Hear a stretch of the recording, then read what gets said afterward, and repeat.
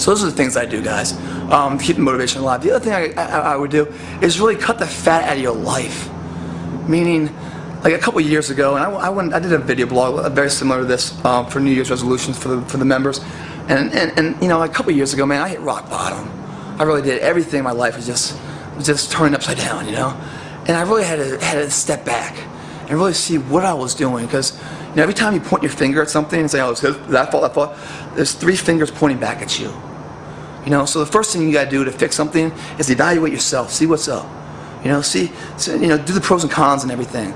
And when I say the pros and cons and everything, I'm talking about environments and people. Find out who you're associating with. If those people add something to you, if they give you something in return, you know, or is it all just a give and take, meaning like they just take and then you give? That's a bad relationship, man.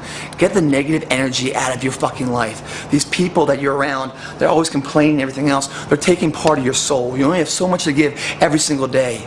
Why waste it on that, guys? You know, when the plane's going down, they always say, you gotta put your gas mask on before you can don it on a kid. Why do they say that? Because you're no good to that fucking kid if you're dead. You gotta love yourself in order to love somebody else, guys. You gotta be whole and happy with who you are if you can never help somebody else out. People say, oh, it's selfish to just care about yourself. Well, if you need some fixing and reworking, it's not selfish, because you can get yourself better and then be able to really lend a hand in an honest way to somebody to really help them out. Anyone that's around you guys that's been in for the last couple of years that's always complaining and this and that, kick them to the fucking curb, man.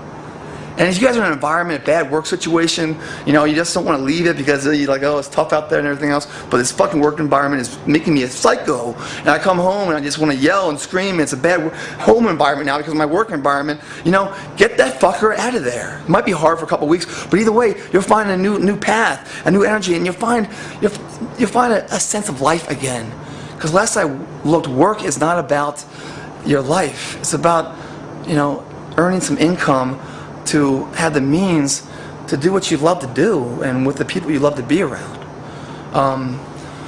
So really look at not just the fat of your life, I mean, of your stomach, but the fat in your life, the people and the environments you're in. They're negative. They don't make you a better person.